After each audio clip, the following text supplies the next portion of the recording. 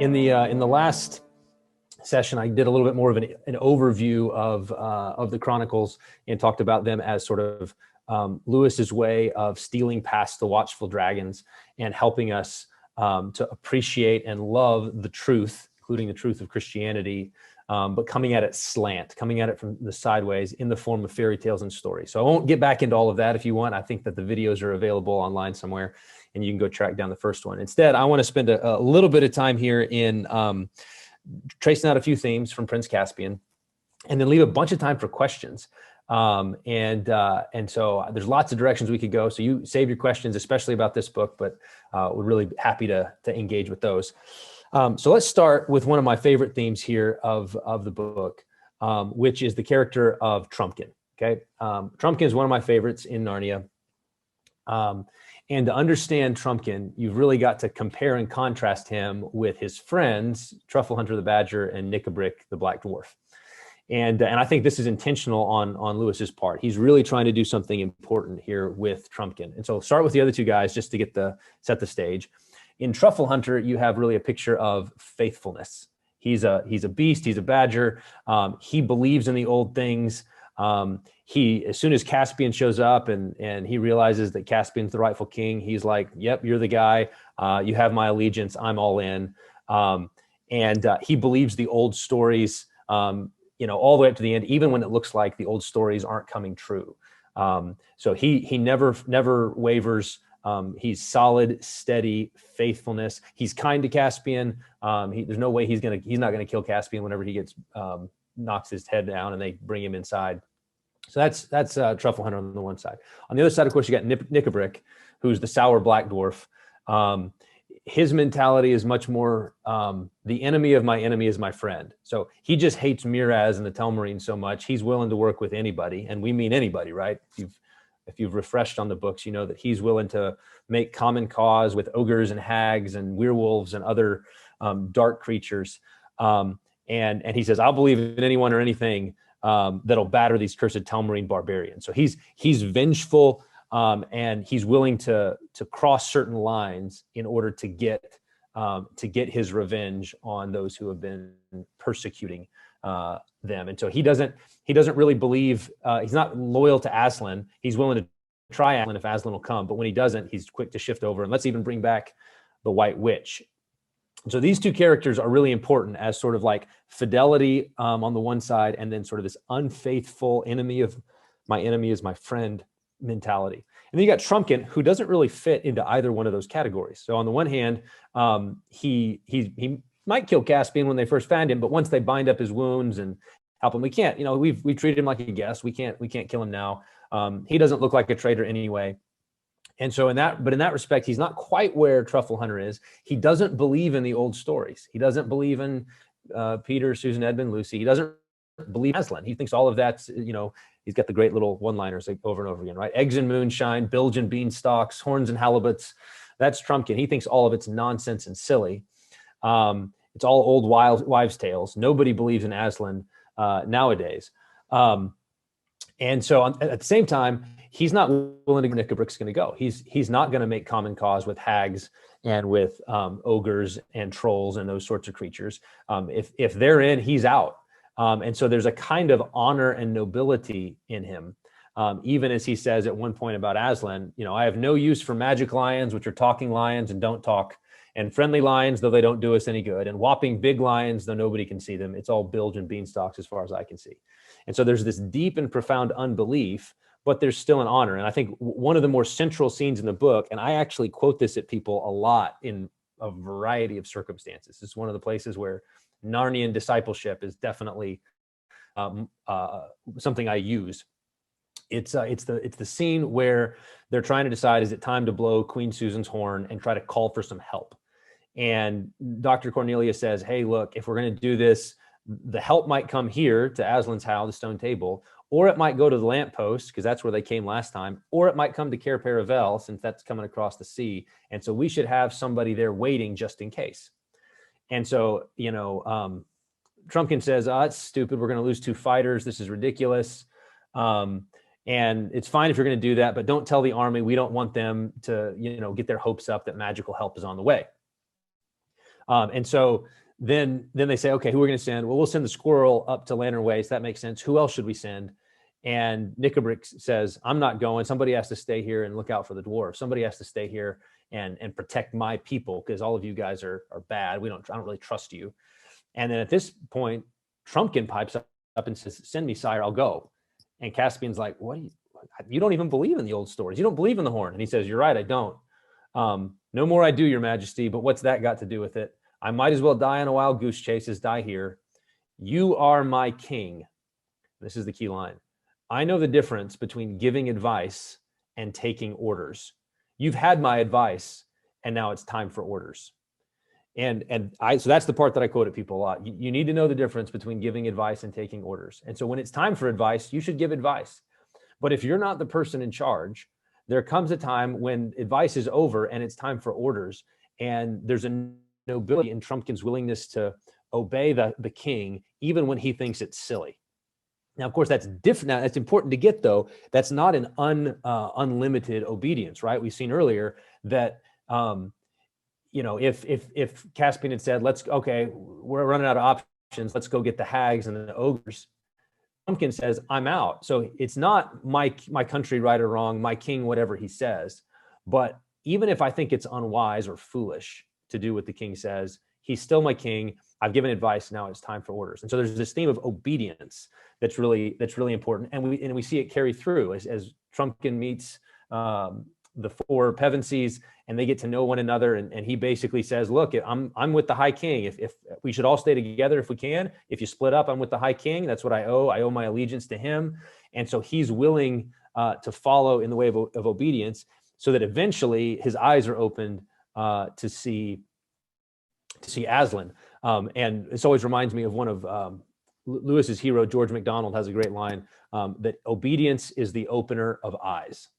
Okay, obedience is the opener of eyes. And that's true in Trumpkin's case. It's actually true. This leads us into another theme here about the children and Lucy that I'll get to in a moment. But the words of Jesus here also are relevant in the Gospel of John, where he says, if anyone's will is to do God's will, he will know whether the teaching is from God.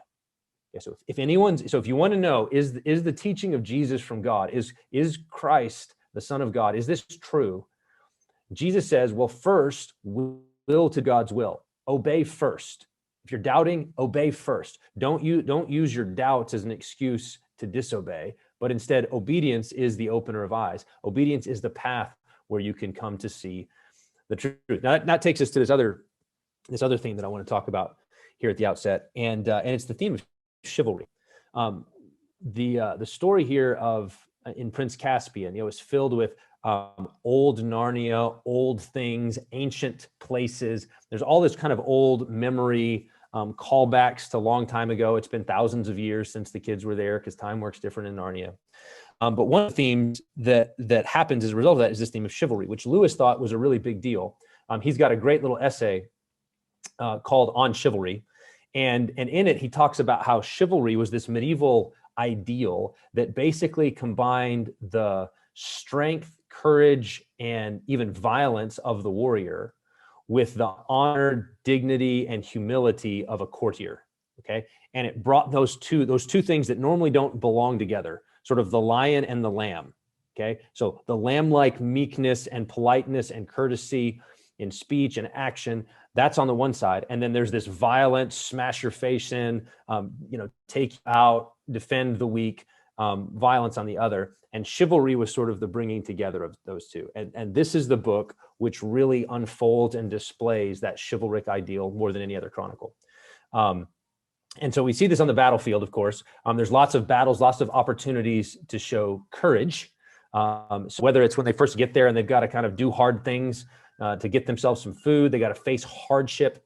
It's a repeated theme early on in the book of just the difficulty, sleeping out in the cold, got to find some food. We're hungry, we're tired, we're, journeying through the woods and getting scratched up. And so there's all of these hardships that they face.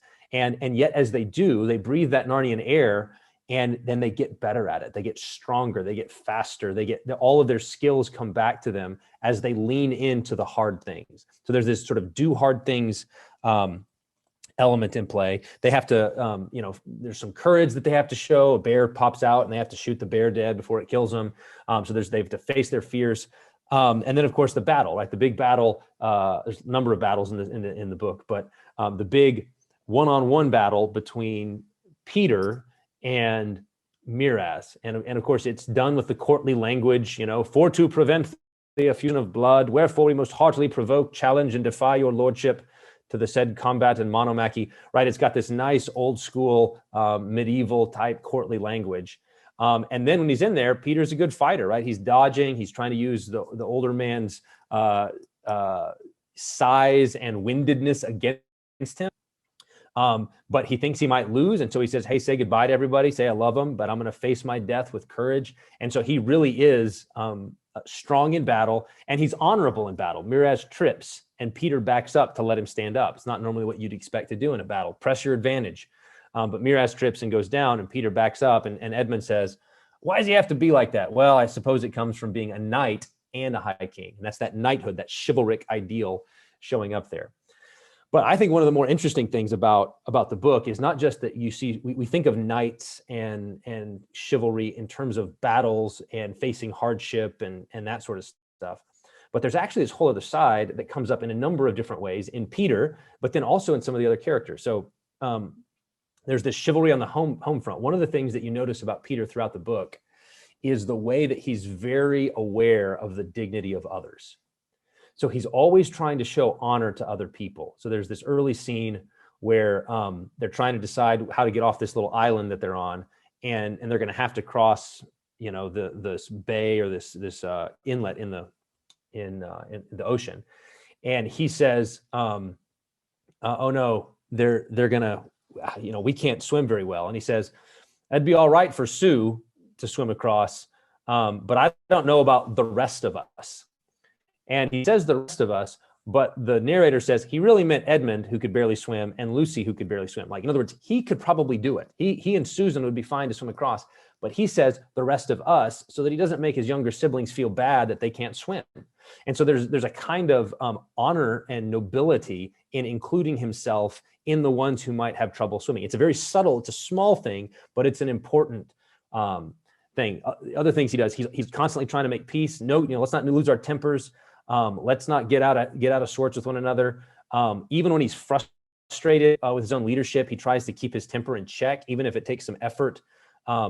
He tries to lead well, even when he leads wrongly. He's willing to make it right. And we'll come back to this one a little bit later. Well, actually, I'll save one of these for a minute when I'm going to make a pretty big contrast. But there's one other key scene with Peter where he does something that at one level is absolutely shocking, but is one of the central things Lewis is doing. So I'll come back to that in a minute. And then he shows honor to Reepicheep. Reepicheep says, hey, can I be one of the marshals of the lists? I need to have some dignity and honor here. And Peter says, well, he doesn't want to do it. Rather than saying you're small and a mouse, no, you can't. He says, some people are afraid of mice. And in doing that allows Reepicheep to maintain his honor and dignity in the eyes of others, rather than diminishing him. He tries to cheer up the giant Wimbleweather, who had totally botched the battle earlier, but still gives him the dignity of being a marshal. And even the bold bear, who's going to suck on his paws and look like a fool, he says, well, that's your ancient right. I respect the ancient rights and the customs. And so, yes, you can be a marshal of the list. And so in all of these things, they're very small. Okay, they're little things, but this is part of what being a knight means. It's you care about the little things. You care about other people's dignity. You seek to build them up and edify. You even take the hit on their behalf if you can, instead of blaming them or getting angry at them. And so that's also a part of the chivalric ideal in the book. And it's not just limited to Peter. I think one of the key scenes is this scene where Lucy, sort of sees Aslan, and nobody else sees him. And she says, Aslan wants us to go that way. And everybody says, we don't see Aslan. And she says, he wants us to go that way. I just saw him. And they say, well, we're not, this way makes more sense. And Edmund actually says, I'm going with Lucy because I totally botched it last book. But Peter and Susan and Trumpkin all say, no, let's go this other way. We think it's better. And then, of course, they try that way. It doesn't work out. They have to retrace their steps and go the way Lucy wanted to originally. And there's this moment where everybody's sleeping. Lucy wakes up because the voice that she most wanted to hear in the whole world was calling her name. And there's a great little image there of, it was kind of like her dad's voice. It was kind of like Peter's voice, but it wasn't either one of them, but it had echoes of that. And she follows it through and goes into the dryads and the tree people doing their great dance. And she meets Aslan. And Aslan says, hey, I told you to come. And she said, if only though, she tries to blame the others. She says, if only they would have listened to me, it would have been fine. And he kind of growls, rumbling of a growl down there. And she says, well, I mean, I couldn't come by myself. And he just looks at her like, well, you kind of could have come. That you could have just come by yourself. And she says, oh, you mean I could have come by myself and then everything would have turned out all right? And then he says, no one's ever told what would have happened. But here's the key moment. This is chivalry. This is courage in action. She now has to go back and do something really hard. She's got to wake up her siblings who are super tired. They're all asleep. And she has to say, hey, look, Aslan's over there. He says we should follow him. He also said that you guys may not be able to see him, but even if you guys stay here, I'm going. I'm following Aslan, even if you don't want to. And of course, they grumble about this. Peter doesn't want to do it. Edmund doesn't really want to do it. Susan certainly doesn't want to do it. It's when, Trumpkin shows his unbelief again. But she says, it's fine if you guys don't want to go. I'm following him no matter what. And this is courage, okay? This is courage. I was actually, as Providence would have it, this morning in my devotionals, I was reading the Gospel of Matthew in chapter 10. And it's the passage where Jesus says, I didn't come to bring peace, but a sword, and to set, father against son and mother against daughter and all that sort of stuff. And Jesus says, anyone who does not love father or mother more, he does not love me more than father or mother is not worth me. Anyone who does not love me more than son or daughter is not worthy of me. Anyone who does not take up his cross and follow me is not worthy of me. And so there's this, so that take up the cross, even if it costs you your family. Okay, that's what Lucy's having to face that moment. That's the hard thing for her is, I'm going to make my siblings really mad, and I'm even going to leave them if Aslan calls me to leave them. I'm going to do the hard obedience no matter the cost. And she does. And then, of course, the others can't see him, but they go along with it. They follow her as she follows Aslan. And as they're going, Edmund, who was more willing to go, sees Aslan first. And they're having to go up and down, and the path isn't very clear, but they keep finding their way. And then all of a sudden, Peter can see him again. And they come over the edge, and now everybody can see him. Susan can see, and Susan says, I kind of thought he was there all the time. I just didn't really want to. And then has to go get restored. She listened to her fears, Aslan said. You listen to your fears, and he breathes on her and says, do you feel braver? So again, it's courage language, bravery language. Do you feel braver? And she says, a little bit. And then he goes and picks up the dwarf, tosses him in the air, and has a good little time with Trumpkin. But the point in all of that is Lucy had to do a hard obedience, like Trumpkin did. I know the difference between giving advice and taking orders. Lucy also has to say, I know the difference between giving advice to Aslan and taking orders. I'm taking orders. I'm doing what he says. I'm following him, no matter what. Maybe let's see. A few other minor observations. We may throw it open for some questions here in a few minutes.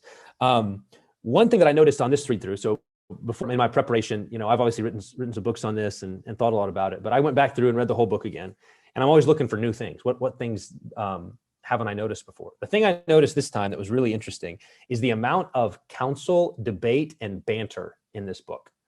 And I think that's actually related to that kind of chivalric courage, that martial ideal of like, it's not just courage in battle. We think courage in battle, but it takes courage to say what you think sometimes, to tell the truth, even if it's going to be unpopular. There's also this kind of witty banter where they kind of, they mock each other sometimes, right? So they call, Trumpkin calls them, my dear little friends, and they kind of get insulted and then show him what's what. Edmund beats him in a sword battle. Susan beats him in an archery battle, and then Lucy heals his wound, and so kind of puts Trumpkin back in his place. And then they decide to call him the DLF, dear little friend. And so Edmund says, dear little friend here, and he says, come on, no more, Your Majesty, if you love me. Like, in other words, that's a little bit too much. And then Edmund doesn't say, "Oh, I'm sorry I offended you." He says, "Well, how about DLF for short? Can I call you DLF?" And I think it's Susan says, or Lucy, one of the two says, "Oh, don't do that. Don't make fun of him." And Trumpkin says, "Jibes won't raise blisters. It's only words. It's poking fun. I kind of deserve it." And so there's this kind of mutual respect that's built through the witty banter and the pushing on each other. And this shows up the number of scenes in the book where everybody's debating what they should do. You know, are we going to go to war or not? Are we going to eat dinner first or then go to war and have the Council of War? Are we going to have the council first and then eat dinner? Are we going to storm the castle right now? They have these debates. Are we going to blow the horn now or blow it tomorrow? Are we going to, stick with Aslan and put our hope there, or are we going to, draw the circle and call the White Witch? There's always these debates happening, and everybody's trying to give counsel, and then the leaders have to take that advice, and then they have to make decisions, sometimes hard decisions. Are we going to go left or right? Peter has to make that call and makes the wrong one, and then Aslan's gracious and brings them back. But there's these number of scenes about the value of counsel, the value of debate, the value of pushing hard on one another, even the value of subtly poking at each other. And as a pastor, it just struck me because my fellow pastors and I, we kind of operate that way with each other. We have a little text thread, and we debate stuff on that, and we poke at each other and tell jokes and all kinds of stuff. But it builds camaraderie and fellowship for the battle. It builds the trust and the mutual respect that's healthy for a pastoral team or whatever team you may be a part of. It's the kind of thing. There's a little bit of an athletics vibe if you think about the kind of things that show up on sports teams. When you're doing hard things, you're working out together, you're sweating, you're trying to get in shape. Whether it's football or volleyball or whatever your sport is. You're doing it hard and you're doing it together. And there's kind of a respect that you poke at each other a little bit in order to push each other on. Another thing, that was the main thing I noticed coming through this time. Maybe the last thing I'll say, this is a bigger pie, but you can follow up with this maybe in our Q&A time. But the thing that always strikes me about this book is how radically different it is from the movie versions. And so I'm going to get on a little horse here, my high horse, and say something about the movies. I think I mentioned a little bit this last time, and I've been really helped by this. There's an article you can go find by a scholar named Stephen Boyer, Boyer, and I think the article's called Narnia Invaded. And he may have some other presentations on this stuff. I remember reading it years ago, and it was just absolutely spot on. And what Boyer does is he does a little bit on the first movie, but mainly focuses on Caspian. And what he notes about the first movie in relation to Lion, the Witch, and the Wardrobe is how that whole movie is framed by disobedience. So if you remember, if you've seen the movies, maybe you haven't, and if you haven't, there's no need. Although maybe I'll give you an assignment here. To do if you got kids. This is I haven't done this with my kids on the second movie yet, but I'm actually thinking now's the time. At the beginning of the first movie, they're in an air raid, and they're trying to run to the cellar, to the bomb shelter, and Edmund runs back into the house to get a picture. And this isn't in the books, but he comes back out. Peter says, "Don't back inside, come on." He runs back in, grabs the picture of Dad, and then runs back in and jumps back in right as a bomb goes off. And Peter looks at him in anger and says, "Why can't you just do what you're told?" Okay. And Edmund kind of sulks, and it's all part of the backstory about why Edmund is so sulky and a punk early in Lion, the Witch, and the Wardrobe. And of course, by the end, there's a kind of a mirroring scene at the end when Peter, in the middle of the battle, tells Edmund to run away, grab the girls, and get out of here. And Edmund doesn't listen. Instead, Edmund goes and he, knocks the White Witch's wand down and breaks it, and it ends up saving the day, and they end up winning the battle. And then Peter kind of walks up to Edmund and says, kind of with a smile on his face, "Why can't you ever just do what you're told?" And so it's the same line, and it's meant to mirror, right? So what's this telling us? Well, it's telling us the lesson is disobedience is the path to maturity. Not doing what you're told is the way that you become mature. Now, there are times, of course, where we ought to disobey if it's ungodly, if it's sinful. But the movie frames it as if disobedience is the path to maturity, and you just got to learn to disobey and do your own thing, which is fundamentally not what the Narnia books are about. Now, that's a kind of a minor example, but in this, the contrast between this book and the Prince Caspian movie is so stark, and it has to do with what we just said about Peter. So remember what I just said about Peter, you know, the perfect knight, chivalric, brave, courageous, honoring the dignity of other. And then think about the portrayal of him in the movie. In the movie, you get the first time we meet Peter in the movie, the second movie, is he just got in a fight in a subway because somebody had bumped into him. And it's not the first one. Susan says, again, you know, why do you have to do this? You know, why can't you just walk away? And he goes, because I shouldn't have to, and kind of storms off. It's like sulky and moody.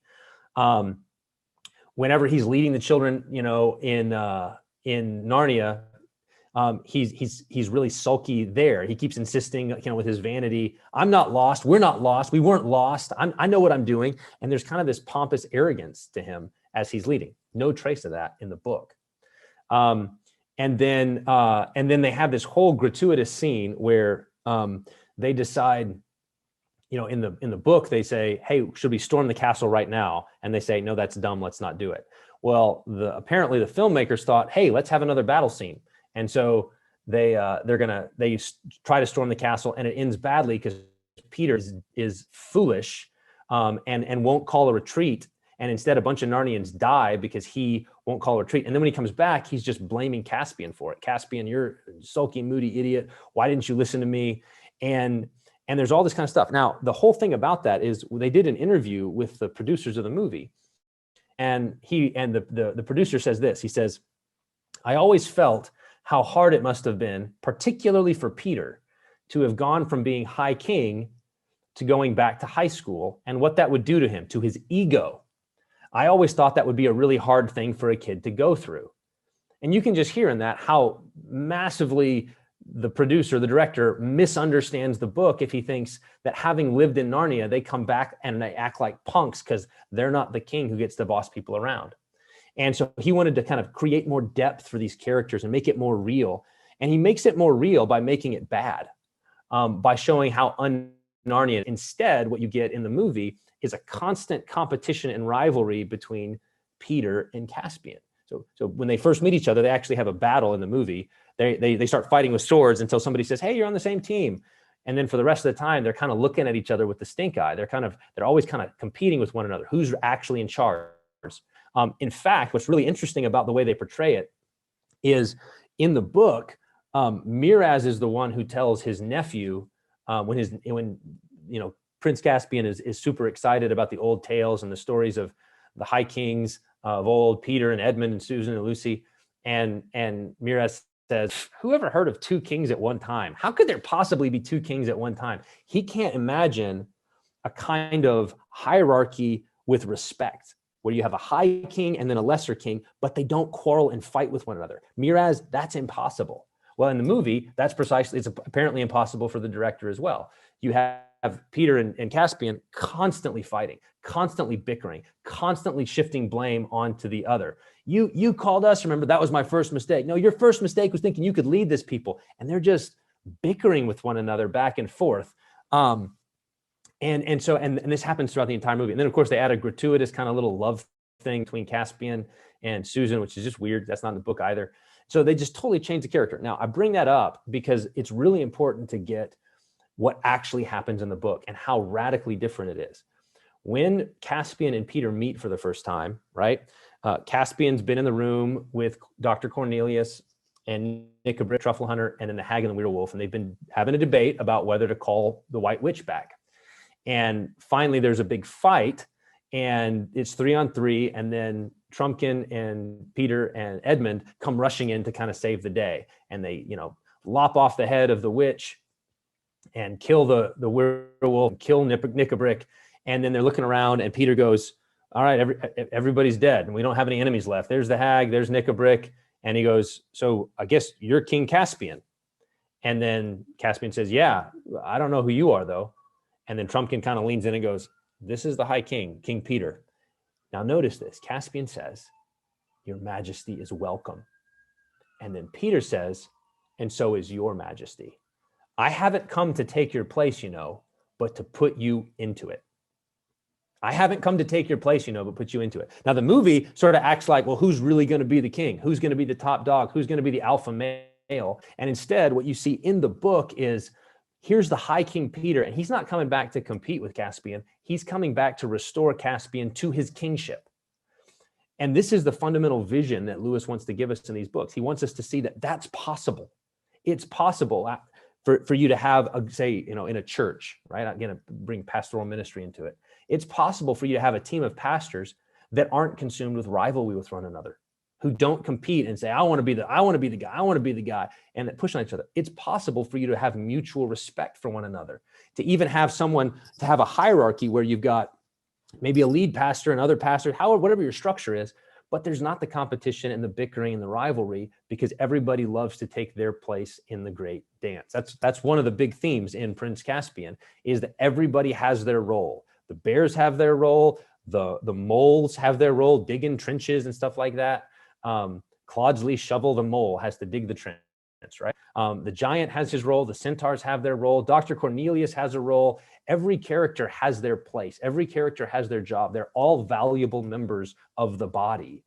And there doesn't need to be this competition and this rivalry and the bickering and the squabbling and the quarreling. And Lewis is trying to show us the beauty of that, so that we can try to live like that here. Not so that we go, well, that's a fairy tale, can't really happen. And we act like Peter, always getting in fights, but to say, you know what, in my life, with my siblings, say if you're a kid and you got siblings in your house, right?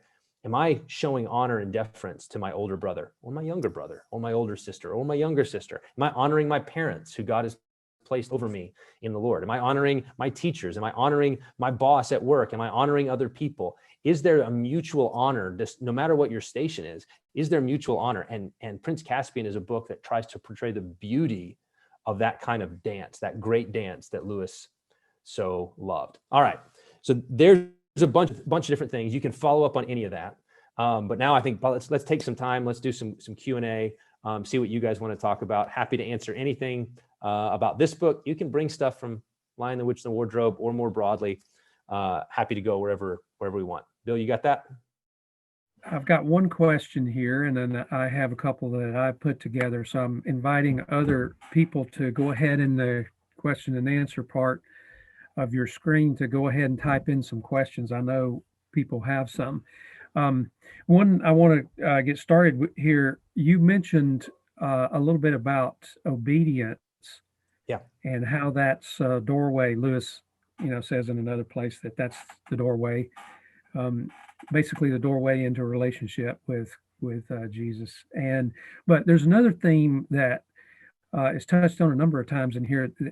It's this theme of seeing. Who can see Aslan?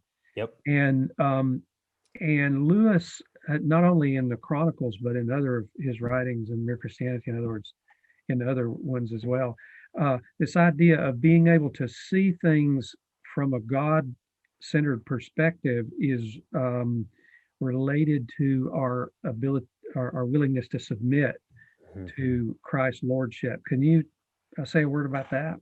Yeah, so I thought about this there's two elements to it. One is obviously like with Lucy, where she can see and nobody else can, right? There's this moment, and they're kind of bothered by this because they have a relationship with Aslan. They know him, and this never happened before. How come we can't see him now? And Lucy's like, I don't know.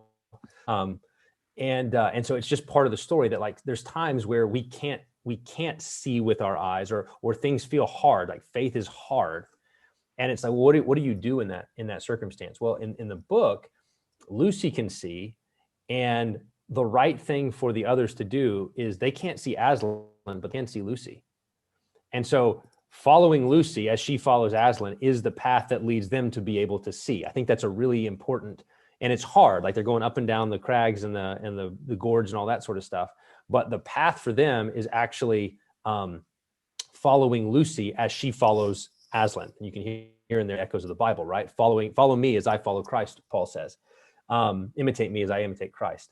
And so I think that is the pathway. Is there needs to be a willingness to kind of take a risk, right? They don't know if Aslan's really there, but there's a sort of, I'm not going to just sit in paralysis because I don't know for sure. I'm willing to take a risk here, and I'm willing to do what's right, even if I can't see all of the answers, even if I can't see everything. And because of that, that's precisely how Aslan guides the characters in the story, and that's how they regain their sight. And the other interesting thing is, after that, they're told Aslan doesn't do the same thing twice. So they're like, all right, Aslan, go in there and defeat everybody. And instead, he's like, no, I'm going to go take a little romp with Bacchus and Silenus and the trees, and then leaves Peter to kind of sort it and figure it out, and then comes in at the end with the trees to save the day. But it's not the same story. That God doesn't always do. He's got multiple stories he likes to tell, and even when you can't see the way forward, the path is always the path of faith and obedience. All right, so we got some questions coming up here. Stephen says, when I read Prince Caspian, I have always seen echoes of King David in his person, specifically a king, Caspian David, who must flee to the wilderness to avoid death at the hands of the current king, Saul Meraz. Am I making a stretch too far here?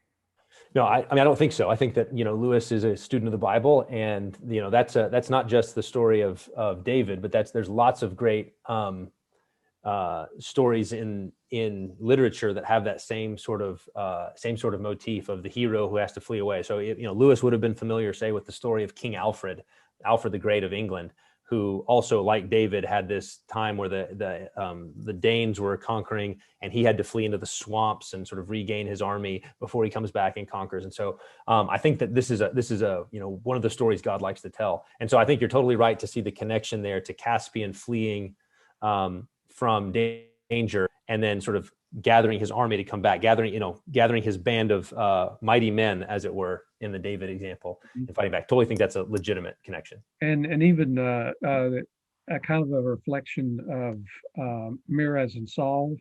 Yeah. Some of the same characteristics with them. Yeah, the envy. That's actually a really interesting one, right? Why was Saul so hostile to David? Because Saul has slain his thousands, but David his 10,000s. David's going to surpass him, and he's even going to try to kill David, just like Meraz is going to kill Caspian until Cornelius sneaks him out. So I bet there's probably a number of different levels of parallel and analogy that you could tease out there with the David Saul comparison. Mm-hmm. Great idea. I hadn't really thought of that. That's pretty insightful. Yeah. Yeah. What do you think about so David is asking, what do you think about the incredible way that C.S. Lewis wrote these books in order to understand the Bible?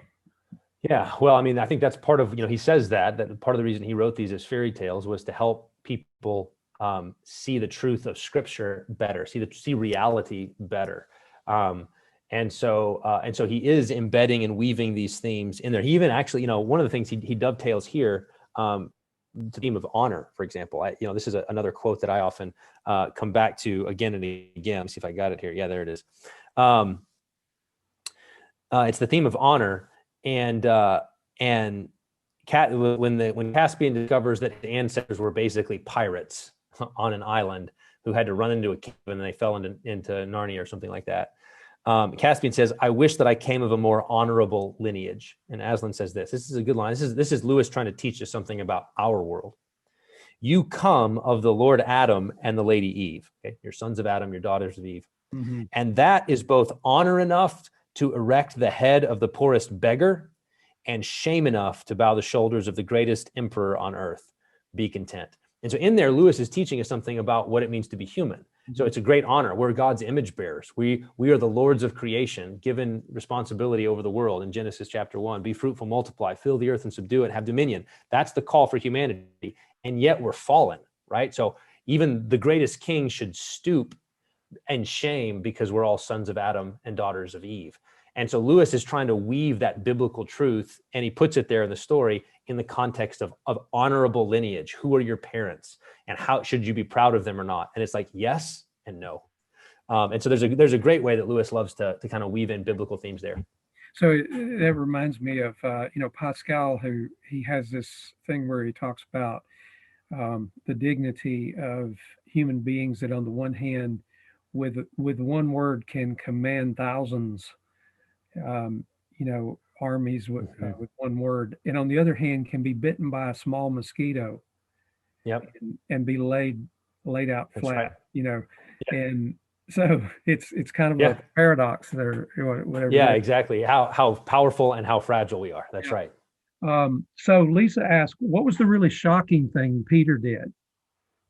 Um, in the book, Uh, I'm not sure what. yeah, I'm not Lisa, sure. follow back up. Is it something I already said? I assume Yeah, that's your Lisa, right? yeah, yeah. Lisa, clarify for us, and be more specific, and I'll try to answer it. Okay, we'll come back to that. She'll fall back to it. Um, Yeah. do you think so? Jessica wants to know, do you think there's a foreshadowing in Susan saying that she didn't want to let herself see Aslan of her rejection of Narnia mentioned in the last battle? Yeah, I think probably so. I think that we're seeing sort of, well, I mean, it's a little bit different. So in Prince Caspian, she listens to her fears, and so Susan's always the one who kind of shrinks back. She's reluctant. She's afraid of hard things. She has to learn to be a lioness. She needs Aslan to breathe on her. That's what when Aslan breathes on Lucy after she says, "This is going to be really hard to go back and wake up my siblings." He breathes on her. She breathes in him, and so the air, on Arnian air, and she goes, "I'm ready now." And he goes, "Yeah, you're a lioness." And Susan doesn't have that here, so it's much more fear. So there may be a little foreshadowing, but you have to remember that in the last battle, it's not fear that keeps Susan from Narnia in the end. It's rather the desire to be very grown up. Mhm. And maybe when we get to that book, we'll talk a little bit more about Lewis's understanding of that and why Susan doesn't make it in yet. Right? He doesn't close off the door. He just doesn't make it in yet. Okay. So Angie asks, what kind of person do you think Peter represents in real life? You'd mentioned in the last talk that Edmund represents human beings. Is there a specific uh, kind of person, I guess, that Peter represents? Yeah, I mean, I think he represents the knight. So, it's interesting that this book is called Prince Caspian, not King Caspian. Okay, and so the emphasis is really on that princely virtue, that knighthood, even more than kingship. So, Lion, the Witch, and the Wardrobe accents the kingship. Now, Peter's of course still the High King, but he's doing single combat the way a knight would in the lists. And so I think Peter is meant to embody in this story that ideal of chivalry. So if you go read Lewis's essay on chivalry and how he describes what that combination is of, ferocity and meekness, that's what you see in Peter. That's what Peter's meant to embody in this story. Hmm. Okay. And that may relate to this question as well. Christine, would you like to say anything more about the martial aspects of the book, a la Michael Ward? Yeah, good. So I'll maybe a little bit. So Michael Ward's whole thesis is that Lewis wrote each of the chronicles to sort of embody the characteristics and symbolism of one of the medieval planets. So medieval planets are Mercury, the moon, Mercury, Venus, the sun, Mars, Jupiter, Saturn. I think I got them all. So it's the planets we know, the closer ones. Earth doesn't count, and then the sun and the moon are both planets. And each chronicle embodies one of the characteristics of the planets. You could go read Ward's book, The Narnia Code, if you want the brief one. And so this is the Martial book, the book that is most emblematic of Mars. And the couple of things there that I mentioned the doing hard things, that hardihood, that's the martial virtue. It's the sort of, it's what you need in war. You want someone who's going to step up to the plate when things get hard. And that really shows up heavy here in Prince Caspian. The other thing is that Mars in the medieval mind, it has a real emphasis on trees. And so the significance of the woods in the book and how the woods are the thing that actually turn the tide in the battle. And they're always trying to reawaken the woods. That's a major tell on the martial side, as well as is that whole knighthood ideal. The wolf, right? So the fact that it's a werewolf that Caspian has to kill that bites him, in classical mythology, Mars, there's one classical story where Mars had his arm bitten off by some kind of great wolf or something like that. So maybe that's a Norse one. That may be Tyr, where we get the name Tuesday actually is from Tyr's day, Martes. And so the wolf biting the arm and wounding Mars is a classical story that Lewis may have been drawn on. The other I mentioned about I mentioned the Shakespeare thing before I forget. In Shakespeare's Macbeth, one of the elements of that story is that Macbeth can't be defeated until Birnam Wood, which is a woods in Scotland, comes to Dunsinane, which is a castle. And so he thinks, well, the woods are never going to move. Birnam Wood's way over there. There's no way that the woods are going to move to Dunsinane. And in the story, the way in the play, actually, what happens is that the soldiers that are fighting Macbeth cut down branches from Birnam Wood, and they use them as kind of like a decoy, right? So they hide behind them as they're moving towards. And so Birnam Wood comes to Dunsinane, and oh no, Macbeth realizes it too late. So that's the sort of classical Shakespearean story about woods coming to Dunsinane and defeating the bad king, the Macbeth king. And so, of course, in this story, you get a similar sort of thing with the woods, the end of the world. Here come the woods down to fight the battle. You can also hear echoes, and I'd have to get my timeline out to see chronology. I suspect that we're in the right orbit. Obviously, in Tolkien's Lord of the Rings trilogy, the Ents come to fight the battle. The woods come to fight the battle as well. And that's a really important element there, that the woods engage just like here. So there's all kinds of overlap there that Lewis and Tolkien are doing with classical mythology and Shakespeare in the significance of the woods. Mm-hmm. Okay. Yeah. Well, there's a question here that I've had that I thought would be good for you to address. Yeah. That someone else has asked. Susan asked, what is the meaning of Aslan's romp with the trees and Bacchus? Yep. You get that, if people know what Bacchus represents, Yep. in such, so yeah. So Bacchus is the classical, Bacchus or Dionysus is the god of wine and revelry. And there's a famous Greek tragedy called the Bacchae, in which Dionysus comes and basically brings ruin on Pentheus. I want to say it's Thebes. It's usually Thebes in one of those stories. I think it's Thebes. He's the king of Thebes, and he's really kind of stuffy and wants order and structure. And Bacchus comes and just destroys him. He actually gets ripped apart by the Bacchae, the female followers of Bacchus. And so here we have Bacchus leading his Maenads, these female followers, in a romp. And so some of this is the martial stuff. I think that there's connections between Dionysus and Mars.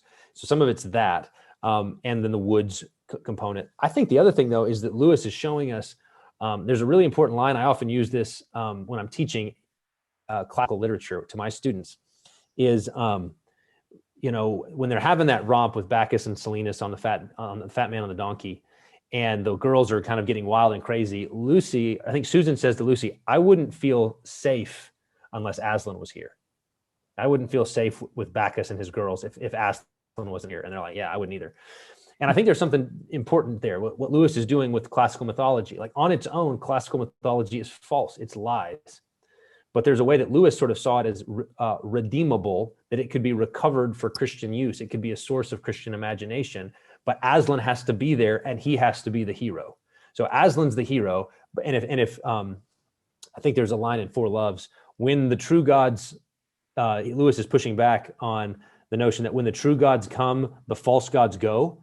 And he actually says, when the true gods come, the false gods can take their proper place, right? They can be these lesser things that serve imagination, other than simply being 100% false and we have to banish it. Yeah. And so I think that Bacchus and Silenus sort of represent, in fact, a lot of Narnia with fauns and satyrs and all of these other classical creatures is meant to be, those can be recovered for Christian imagination.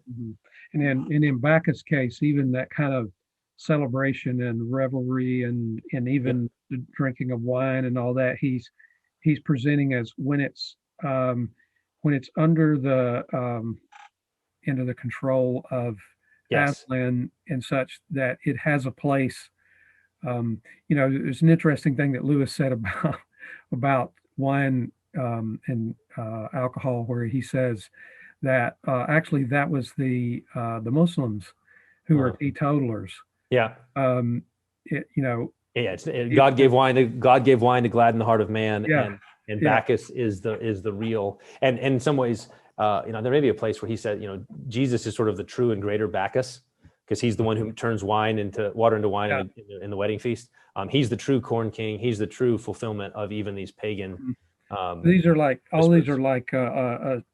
reflections or pointers, correct, to the true fulfillment. But if they're taken, in themselves, they actually become idolatrous or, false gods, that kind of thing.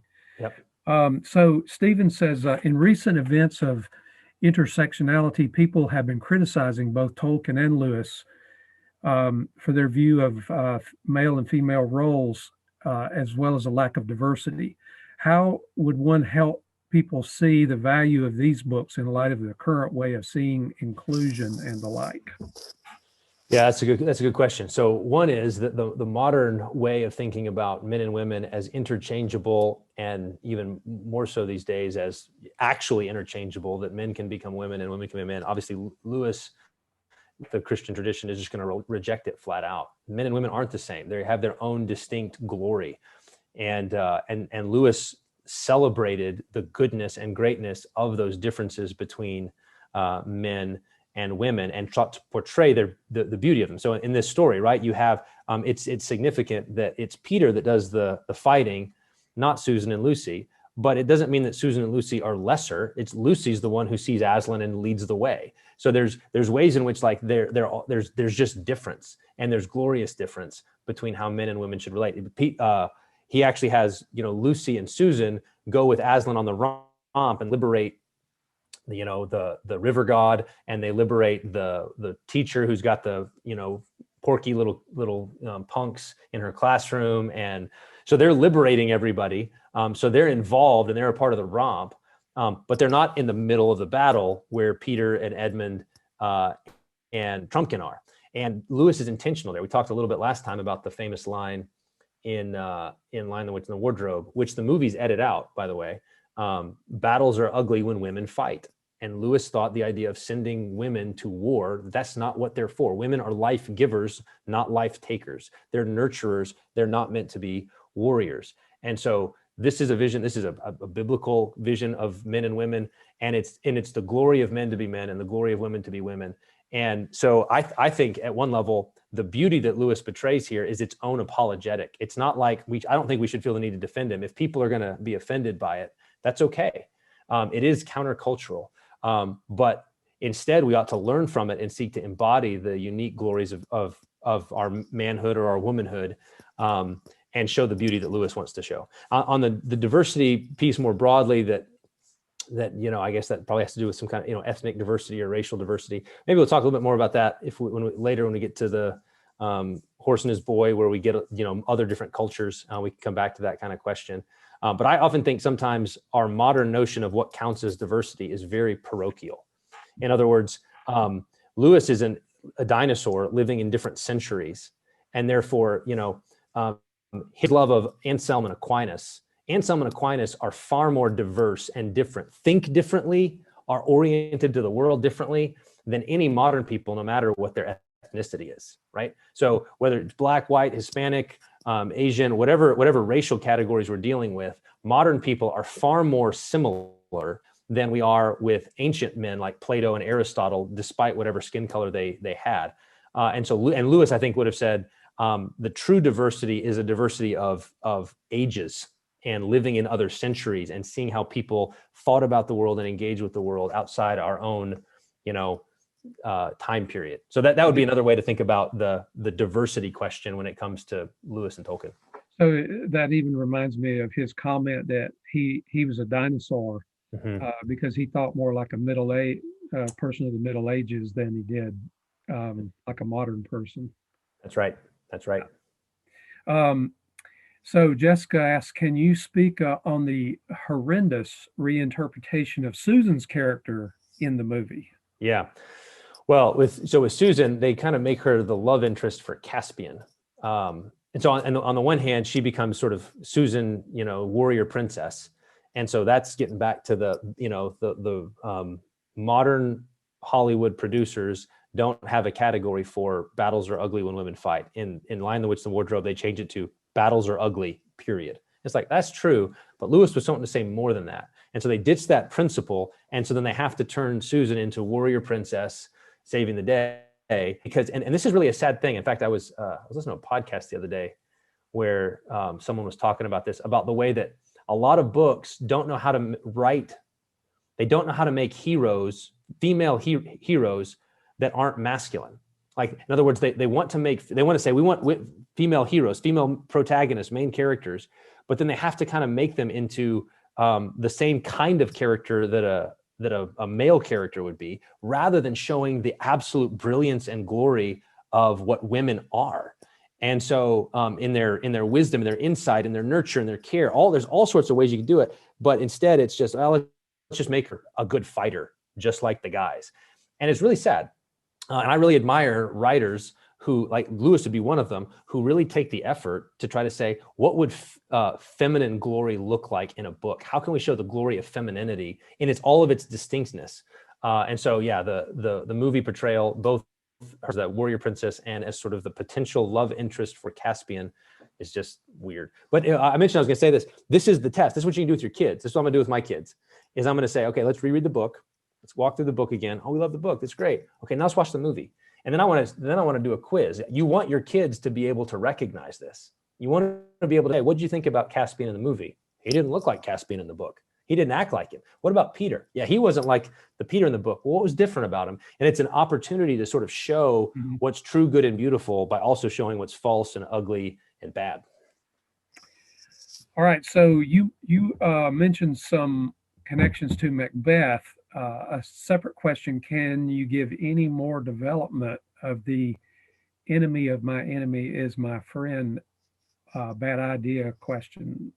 Yeah. So, this is Knickerbrick's mentality, and it's basically the ends justify the means. So I'll make common cause with evil people, provided I achieve the end I want. So the ends justify the means, and that's not a Christian principle. You don't, Paul rebukes the mentality that says, let us do good that evil, or let us do evil that good may come. You can't do that. So you can't do evil in order to bring good. God may bring good out of your evil, like he does, say, with Joseph's brothers selling Joseph into slavery. And then Joseph says, you sold me here, but God sent me here.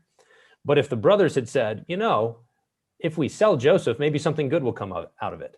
That's not going to fly. And Knickerbrick really embodies that mentality that says, I just want, and it's because he's eaten up with anger and bitterness and revenge. And so any means necessary, even the White Witch, even if that means, the White Witch wasn't all that bad to dwarves. She may have been bad to beavers. Who cares about them? She may have been bad to beasts. Who cares about them? He's willing to throw them under the bus in order to slake his bloodlust. And Lewis is portraying that as sometimes those people may be in your army, but you shouldn't listen to them. You shouldn't put them in charge, and you shouldn't trust them, because in the end, they're going to invite a hag and a werewolf, and you're going to have to get your sword out. Mm-hmm. All right. So Laura says, I read somewhere that Lewis did not originally begin writing the Chronicles of Narnia as an allegory, but that it transpired into one. Would you respond to that more? Is that accurate, or did I hear that wrong? Yeah, well, so Lewis is not, the Chronicles aren't allegories. So allegories would be like Bunyan's Pilgrim's Progress, where he presents despair as a giant, and then you understand despair better because, despair is kind of like a giant. Lewis is doing what he calls a supposal. So he says, suppose there's a world like Narnia, and the Son of God became incarnate in that world, just like he really did become incarnate in our world. Now let's write a story about that and see what the implications might be. So supposal is not the same thing. He clearly distinguishes supposal from allegory.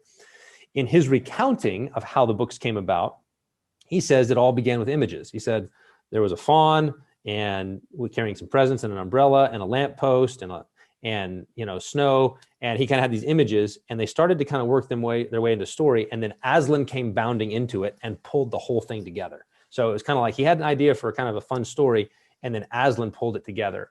And so because of that, then initially he was going to write one book, and then he said, I'll write a sequel. And then it was just kind of like they started tumbling out. And then this is where Michael Ward, I think his work has been really helpful in compellingly argue that when Lewis was settling on how many books to do, he really wanted to capture the 7 planets of the medieval cosmos and really weave them in and really recover their symbolism and characteristics in a kind of hidden way.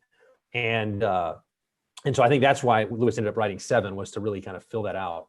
And so again, Ward's book's great on why he ended up doing that. So some people may not be familiar with Michael Ward's book, Planet Narnia. So maybe when we're finished with the Chronicles, we can do it, and maybe even get Michael to join us Yeah. for a discussion of Planet Narnia. Yeah, that'd be So great. we're back again Here's Lisa.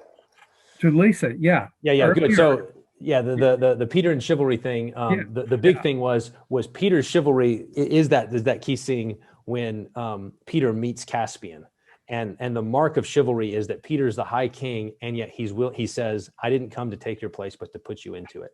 That is true honor. That's true dignity. And maybe another element. So that's the key scene where Peter surprises us. He does something that we didn't expect. You might think he's going to come and say, hey, I'm in charge now. And he doesn't. He says, I'm here to help you be in charge. The other interesting about the honor question is Reepicheep. Because while Lewis on the one hand is really trying to commend honor in this story and the value of honor and chivalry and nobility and that sort of thing, in Reepicheep, he tries to show that it can go too far. And so there's the important scene at the end when, after the battle, the mice come bringing Reepicheep, who's very consumed with honor, and he gets healed by Lucy with her cordial, and then stands up, but it didn't heal his tail. His tail's cut off, and that tail is the honor and glory of a mouse. And so now he's lost his honor because he doesn't have a tail. And he says, couldn't you do something? Couldn't you fix it? And Aslan basically says, sometimes I think that you may be too concerned with your honor. Yeah. And Reepicheep responds and says, well, we don't have size. We don't have, we're not strong and big. And so we rely on our honor in the place of strength. And that doesn't persuade Aslan to give him his tail back. Instead, what actually moves him is when all of the other mice pull out their swords and say, why? And he asks, why are they pulling out their swords? And his second in command, Peepasik, steps up and says, well, if the head mouse doesn't get a tail, neither do we. And so if he doesn't get a healed tail, we're going to cut off our tails so that we can be like him. And Aslan says, you got me. All right. I'm not doing it for your honor, Reepicheep, but for the love between you and your people. Yeah. So that love that I just saw there, and then the kindness that mice did to me when they released me from my bonds back in the Lion, the Witch, and the Wardrobe, which is when they became talking mice. Uh-huh. So Lewis is saying honor is good, but it can go too far. You can be too consumed with your own honor and dignity, but love between, and the honor that comes from love for another, he says that's good, that gets rewarded. So it's a beautiful scene. Yeah, I can't remember which one of Lewis's books this is in, but he talks about how virtues exist in a web. Uh-huh. Any virtue taken to its extreme outside of its connection to other virtues actually can become a vice. Right. So that would be the case here with honor, where he's kind of, honor is the Reepicheep is making honor the be all end all kind of thing. Yeah. One virtue detached from all the others becomes demonic. It can over time it becomes a god and it becomes a demon. It's four loves. Yeah.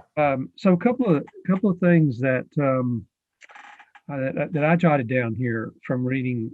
One of the things that struck me this time was the idea the food, mm-hmm. the emphasis on food, mm-hmm. and kind of what homeliness, like things that are kind of everyday things that as they're on their journey or whatever, when they have meals together, the music and celebration. Yep. One person I read one time talked about how that Lewis is one of the main emphasis of the book is connection with nature. Yeah. There's that really interesting bit where they have the feast. Bacchus and Silenus, I think, are the ones who sort of supply the feast, and it's there's wine, different kinds of wine, and all the foods kind of comes, and then it says that the trees didn't eat the people food, which makes sense. And instead they have their own kind of like delicacies, and it kind of walks through like a big feast. And you sort of have like the appetizer portion, and it's like this earthy, loam, thick, chocolatey kind of food, or chocolate kind of dirt. And Edmund, I think he says Edmund tried some, was like, it wasn't chocolate. And then there's the cheese part, which is a little bit more lighter. And then there's the main course. And so there's different kinds of, and he's trying to kind of create this, parallel dirt feast for the trees that kind of mirrors the human feast that we would go through with like your salad and your soup and then the cheese and then the main course and then the dessert. And this is something that Lewis loves to do in these books, is really show like the realness of the food, right? The apples, right? Like they eat apples all the time, and all the different ways you can eat apples. And Trumpkin's a good cook because he figures out if you take the bear meat and you put the apple inside it and then cook it, that's super good, which I never have tried. That's actually not one that I've tried, but maybe bear meat and apples would be good. Yeah, I was trying to imagine as I read it, okay, what would this slightly cooked bear meat taste like? Right. And I thought, man, I'd have to be really hungry. Yeah, if you're really hungry to do the slightly cooked But if bear you've meat. ever been really hungry, you know how even That's very right. simple things, like when I used to hunt a lot more than I do now, but when you've been out hunting all day and you come back, and man, that stuff you cook by the fire, Yeah, there's nothing like it. it's a feast. That's right. Yeah. One of the other things on this, the kind of the commonality in the thing, where they talk about when they get pulled into Narnia by the horn, and they're talking about it, and they said, "Oh man, it really is kind of weird to think that we can just be whistled for like that."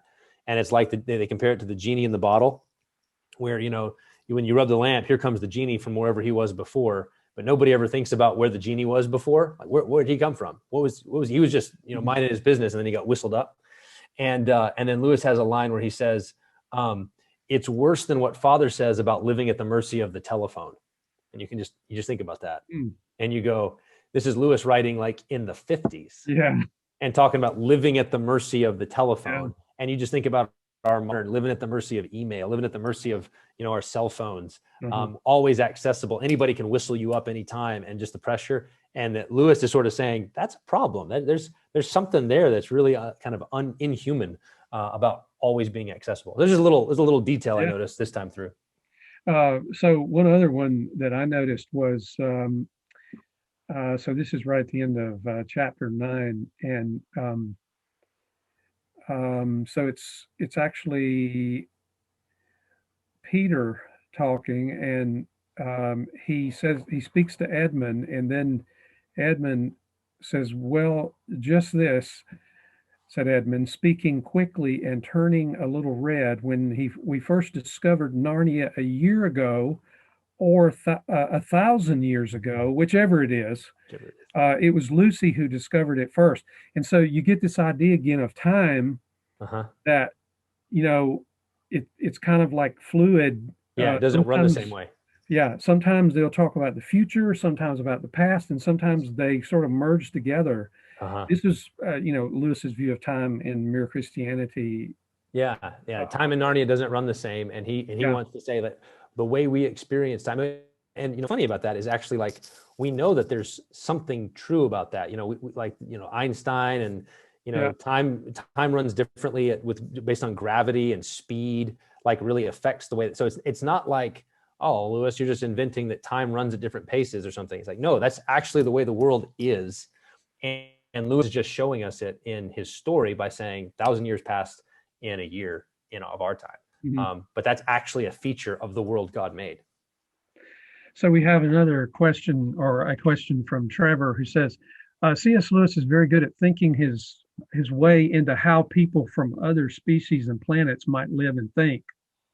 As in Perelandra, the water people, for instance. I guess the trees and their food are similar. Any other comments on that? Yeah. So, again, this is where in this book, he really is trying to get us to like the trees are a major character, right? So Lucy has this couple of different interactions. Like one time she wakes up in a very dreamy kind of state and walks through, and the trees are sort of moving, but they're not fully awake. And then later they are fully awake when Aslan comes. And so she's walking through their dance, and then she sees they're different. The trees are different. There's the old man who's like an oak, and then there's the beech ladies and the birch ladies. And every one of them is a, different sort of, there's a uniqueness to it. And so this is part of that idea of, I think, the great dance, that there's just this great diversity and vitality to life by God's design. And they're all different. They're all glorious. They all have their own unique glory. The birch and the oak are not the same. And so if it doesn't make sense to simply say, the trees came alive and the trees are just all the same. If you're going to make trees come alive, you really need to think through, well, What would the birch be different than the beech? How would they be different? What would they look like? And so he uses different colors to describe them. He uses different, the slender, I think it's the slender ones of the beech, and they're the goddesses. And then the oak is kind of the big and kind of more craggy. And so the trees themselves have personalities. The rivers have personalities. And so all of these things, these details, which he really spends some time, are meant to make you walk through the woods differently. Okay. It's not just about like, oh, well, that's interesting in a story. It's like, no, when you go for a walk in the woods, are you alive and alert? Chesterton has a great quote that says, when you tell a kid that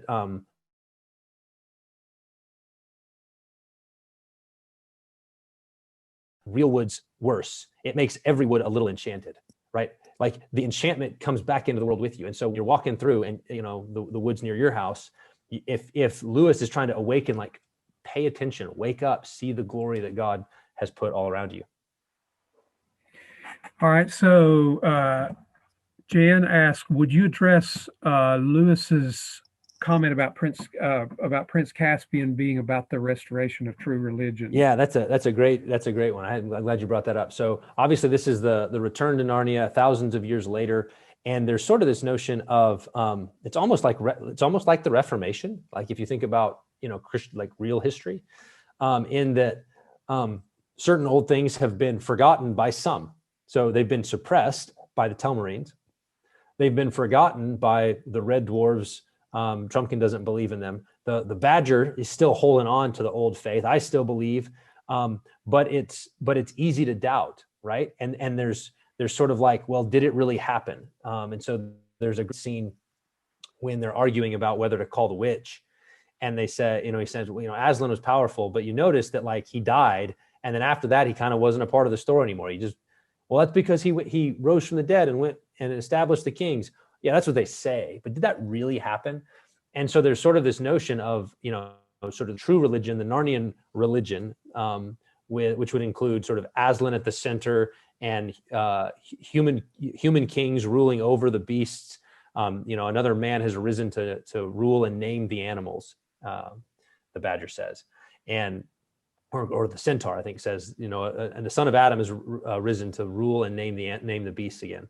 And so that's the old way, and it's been lost and forgotten and buried, but it still kind of lives on in little pockets. And then this is like the revival that blows it, the Reformation that blows it back into flame and restores the right ordering of Narnia. So I think that's what Lewis is getting at, and that we should see that as well. So yeah, there may be seasons in history when true religion kind of goes dark, but it's sort of like, but keep the faith, be like the badger, don't quit, still obey. Even if the kingdom falls, you can still have your little, your little home where you don't join in, you don't reject the faith, you keep it alive, and then you're praying that Aslan returns, that you know, he's on the move and it's going to blow through again. One of the things that I wondered about when I got to the end of the story this time was so he had Prince Caspian had a teacher early on who Miraz basically fired, you know, released. And then at the end of the story, you get, you know, to the end of the story, and she's actually the one who is healed. Yep. You know, she's on her deathbed basically. And so I wondered if knowing Lewis's story and knowing that early in his life, there were, I was trying to think of her name, the teacher, she told him stories and this kind of thing. And I wondered how much his early experience, you know, you don't want to do too much of that, you know, speculating about, but this idea that our early influences on us go deeper than we think they do, and, you know, influence us even, you know, to later in our lives. Yeah, that's interesting that, he definitely has that notion of the stories you tell children when they're children leave a mark. And that's true with Caspian, with the nurse. And then, of course, he gets doubly blessed because he loses the nurse, but he gets Dr. Cornelius, who gives him sort of like the more formal version. So it's almost like moving from the nursery to the schoolhouse, but you still got wise teachers. Dr. Cornelius is great, right? He's the scholar, always has a pen and paper ready to go. But sort of that vision of the scholar as the keeper of the story, and he's the, work him hard, but also give him the truth, and protect him when Miraz is coming after him. So as we finish here, I'm going to ask you to a question, and then I'm going to say a few things, and then let you respond to the question, so you can be thinking of okay, how you answer this. Maybe you could leave us with a couple of kind of big applications from the book that you think are kind of the central themes that can speak to us today. Yep. And I'll just mention when I talked a little bit earlier about the C.S. Lewis Institute, I told a couple of things that we do, and one of them is events, and we're doing more Zoom events now because of COVID, but we do also personal events in all of our cities, and we also do produce resources, and then we also have what's called the Fellows Program, which is a 1 to 2 year discipleship program with a curriculum where you can connect regularly with a group of people who are interested in having the kind of discussions we're having here. And so just look on our website at the different cities where we have extensions, and you can contact the director or the people there and see if that might be something. There's a description, an in-depth description on the website. So heart and mind discipleship, and a good community of people who are serious about growing deeper in their faith. So with that, Joe, take it from there and wind this up for us. Good. Yeah. So I've got two, and they're I'm going to go back to the one we've talked about one extensively. I'll linger on the other maybe. One is the obedience is the great opener of eyes. So if you find yourself in a season of doubt, if you can't see Aslan, if you can't see Christ, if you wonder, is he there? Is it real? Is it all just a story? This book is telling you the path to sight is through obedience. Don't use your lack of sight as a reason to turn aside.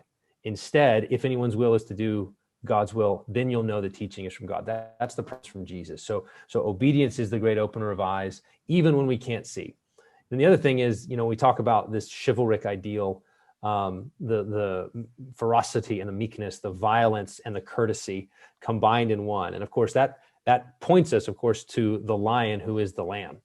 And so the ultimate model for our own attempts to live courageously and honorably, for husbands to show honor to their wives as weaker vessel, as 1 Peter says, and wives to respect and honor their husbands as their head, as Ephesians says, and children honoring parents, and parents remembering the frame of their children, and serving one another in churches and all this sort of stuff. The model for that, the ultimate model, of course, is Jesus, right?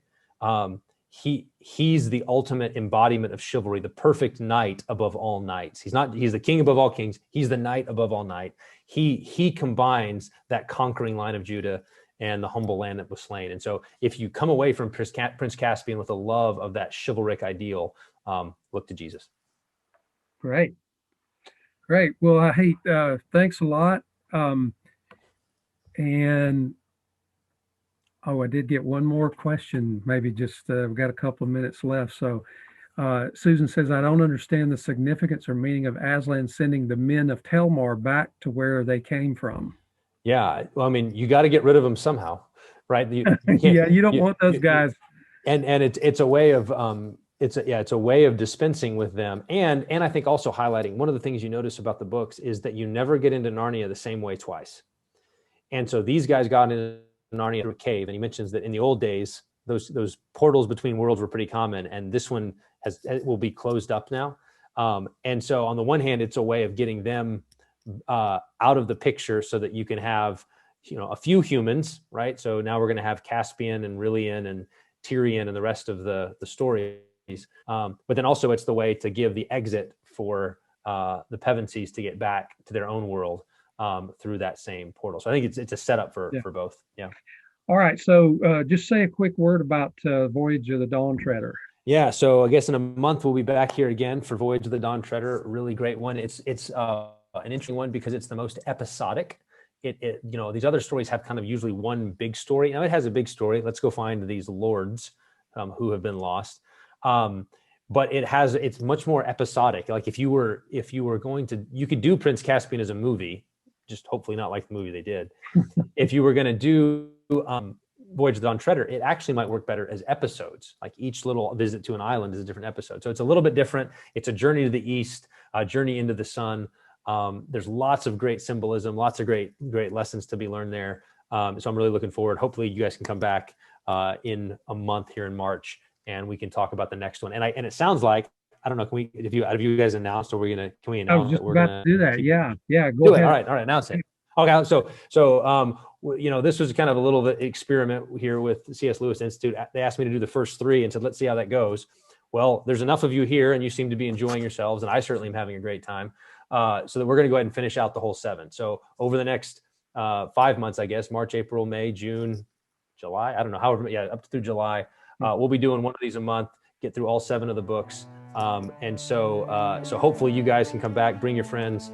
We'll have a big time talking Narnia for the next few months. Well, thanks, Joe. We appreciate what you contributed this evening. Thanks to all you guys for joining us. And so get your copy of Voyage of the Dawn Treader, and we look forward to seeing you in a month. All right. Good night. Good night.